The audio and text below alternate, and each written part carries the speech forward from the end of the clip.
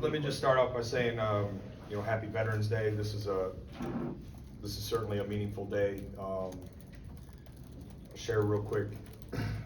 One of my kind of heroes growing up was my grandfather, who was a colonel in the Air Force, served in World War II, in the Korean War, was in B-25s. So I was thinking about him kind of throughout the day, but I think it's important that we kind of, on days like this, even though we get to play a game, we pause and just honor those who have served. So I was really, really, excited to be a part of a game on Veterans Day for that reason. And the amount of guys in our program who either family has served or know people who have served was pretty cool. We talked about that earlier today. On to the game, and before I go to the game, I think our crowd was awesome.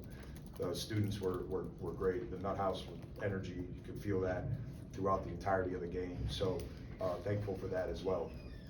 In regards to the game, a couple things just real quick, and I'm sure you'll have some questions about it. We got to rebound the ball a little bit better defensively, and got to find a way to get more shots on offense and stop turning it over as much. But outside of that, I thought we played really, really tough. We were connected.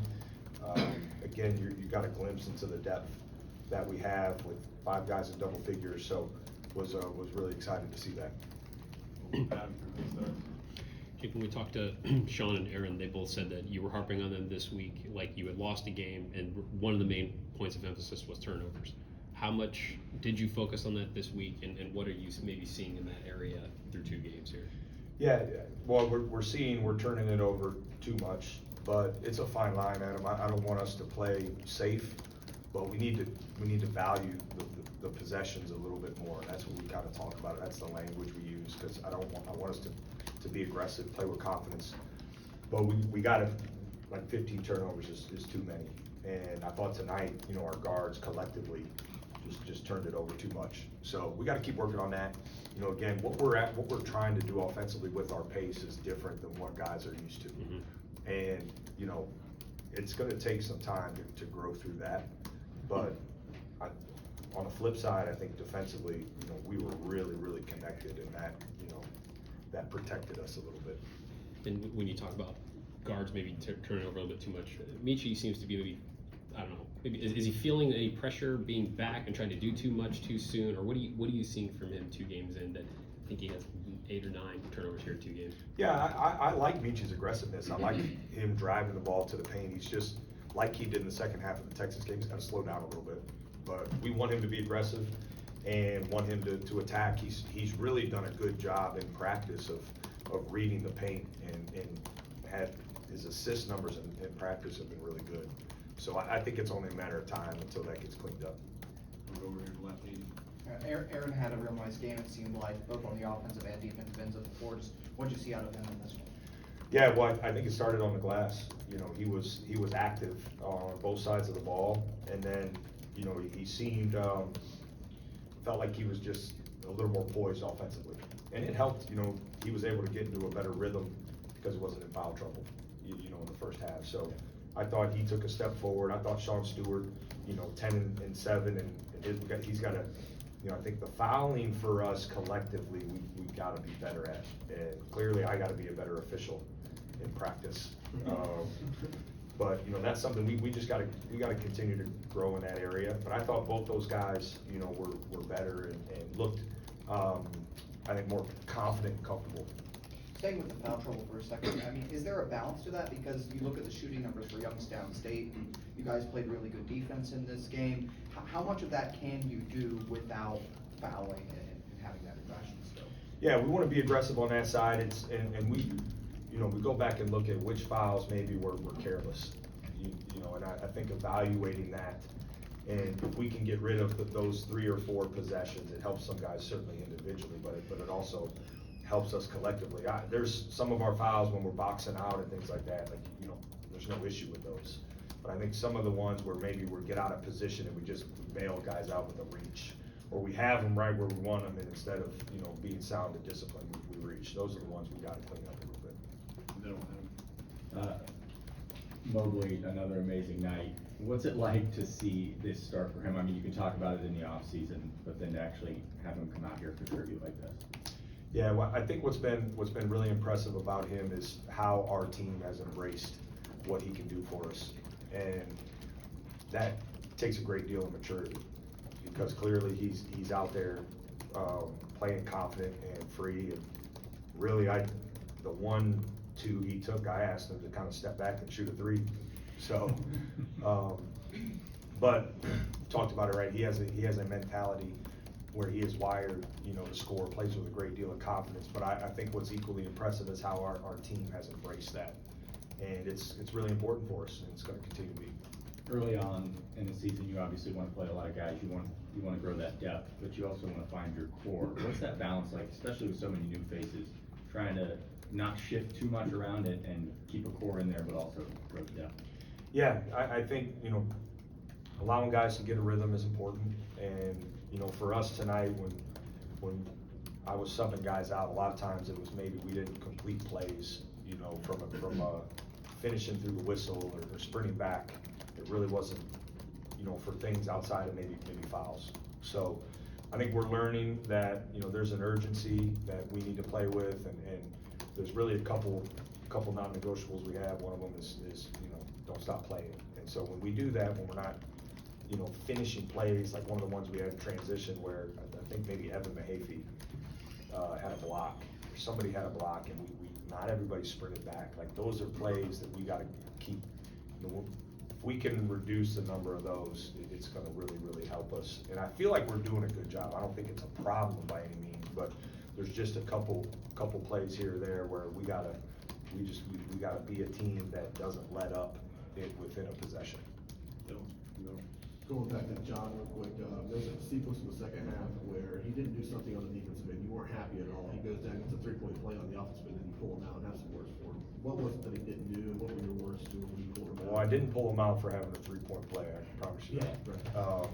It was just one of those plays where he didn't finish it. I believe it was on the other side. He kind of watched and didn't box out. I'd have to go back and check the film, but he's so gifted, and I think he's really worked hard to develop habits on the other side. And he's a complete player, and again, if you don't do your job on the glass and you stop playing in the middle of play, if I can see it live, that's somewhere we want to hold guys accountable for. But the thing I love about him is it didn't faze him, so that's what makes him special. Jake, you had 5 players with double-digit points. Can you speak on the depth on how big that is, especially for big games like the one on Friday? Yeah, I think the unique thing too is guys like Micah Parrish and Devin Royal had big nights in game 1, and then you see other guys step up. It's a real weapon for us. We have a lot of firepower offensively on this team, and I go back to our assist numbers with our made field goals. The fact that we have that firepower, the guys are embracing playing together, is really important. And some nights I think it's going to fluctuate on who maybe has, the big night. But I would anticipate if we're rolling offensively, for us to have kind of 4 or 5, maybe even 6 guys on a given night in double figures. Yeah, Bruce had, I think, played 36 minutes against Texas, 22 tonight. Is there a conscious effort to bring his minutes down this season or not? Yeah, it's a good question. We've really tried to monitor. I'm a big believer in the sports science, and we have an unbelievable department here at Ohio State. Like, the resources we have are second to none. And I think we monitor player load and things in practice, so it's something we're mindful of going into the game. Like, I think first and foremost, we're trying to win the game, and we know how important Bruce is for that. But on a night like tonight, where we were able to maybe give him some breaks, but also I think foul trouble in the first half affected his minutes, and then obviously the way the game ended affected some of those minutes. But I didn't go into this game thinking, hey, Bruce needs to play less. It just kind of happened that way.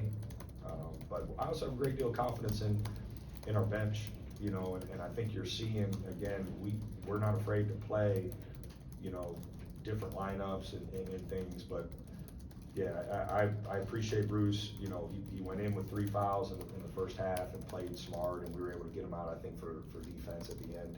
Our staff did a good job managing that. So yeah, it just kind of happened a little bit. Yeah, and this early is kind of work in progress, I think, Do you have a date, do you have a time when you want that to sort of solidify? I mean, I know you can't think like we're in experimentation mode here, but From a rotation standpoint? not just from referencing, a or- play standpoint. I mean, Oh, you have stuff to oh. improve on. Yeah. Well, sure, I'd love to arrive and be our best come Friday, you know, but I think the exciting thing about this team is, you know, we have room to grow. And some of it has to do with the experience of our front court. But I also think a great deal of that is there's so much newness in our program, new staff, new players, so it takes time to build the chemistry required to, you know, to be good in conference play. And I think I want to keep building chemistry. I feel like we're off to a great start, with again, the way we're sharing the ball but some of these turnovers are, you know, lack of playing together. I think a couple of them here or there are a result of that. So hopefully that'll continue to improve, but yeah, not a specific goal, necessarily. I'd love for it to be tomorrow, but, it's gonna take some time. Jay, congrats on the win. You spoke on the rotating lineups. Coming into the season, it seemed like Bruce and Michi would be the primary facilitators on this team, and now you have Quez and Junie both bringing the ball up. Junie mostly in transition, but Quez definitely much more facilitating. Will we see more of that as the season goes on? Yeah, I think, listen, I trust those guys. You know, I trust those guys, and I trust Evan Mahaffey to, you know, initiate some action for us. And I think it's helpful, you know, to be able it's nice for Bruce, for someone to be able to create for him too. And it makes us more dynamic offensively. You know, he's such a good shooter, and scorer, so being able to move him around within a possession and have other guys maybe initiate at times is gonna be valuable for us. But yeah, I trust, you know, I trust our guard play and guys' ability to multiple guys' ability to do that. Particularly on the defensive end, it seemed like Quez came in and really just provided a spark on the perimeter. Can you speak to his defense? Yeah, his ball pressure was impactful. You know, they like to run a lot of different actions, and, you know, I give our staff a lot of credit because we were prepared. But, you know, his ball pressure, I thought Michi had some really good ball pressure at times. Junie was out there at times. Like, that's impactful, especially a team who, you know, they run really good stuff. So that, you know, was able to take them out of rhythm a little bit, and it was important. No. From your perspective, when you see Braylon go in there, make a three, and see the team react the way they do, like, what does that mean about this team, and what is your reaction to that? Yeah, it was a great pass, first off. I think Colin threw that pass. Did Colin have an assist on here? Yes. Yeah. Yes, he did. 3 assists. 3 assists. I thought it was a great pass, and, you know, Braylon, Colby, like those guys, listen, the impact that they have on our team and what they do in practice for us is really, really important. So I love when those guys can go in and kind of get some success. You know, and you can see how much our program values what they do on a daily basis by those reactions. So I'm not sure, you know, what a couple of these celebrations are, but I love how connected our group is. All right, G, go ahead. Minute 2 to go in the first half, you called the timeout. Stuff we haven't really talked to you about yet, scheme-wise. Do you try to go 2 for 1 in that kind of situation? Was that the plan? I know there was a turnover right away, but what are you trying to do in that? I didn't quite go as planned. We're trying to execute to get something quick. Yeah, and we had the timeout, so I figured use it, get us organized. So that was, we were trying to do a 2 for 1. And then some of your philosophies on when to play a guy, when not play a guy with 2 fouls. Devin came in with 2 fouls. Bruce in the first half. What are some of your thoughts on how that went and how you saw guys handle playing with 2 fouls in the first half? Yeah, I think, well, Devin picked up his 3rd one, so maybe he didn't handle it quite as well as Bruce did. But, you know, I think to some degree you got to give guys a chance to show that they can manage those situations. And, you know, for Devin, I was trying to help him, you know, get a rhythm and try to get going. He's so important for us.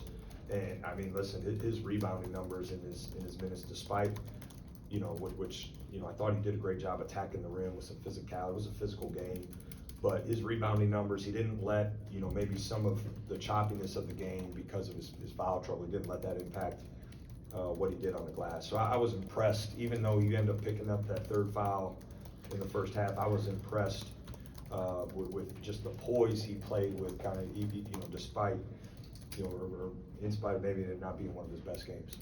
Right, last two, you didn't. Sorry, Jake. You've spoken so much on the depth of the backcourt, shifted to the front court a little bit. How satisfied are you with both the offense and post defense from today? Yeah, I thought our post defense was better.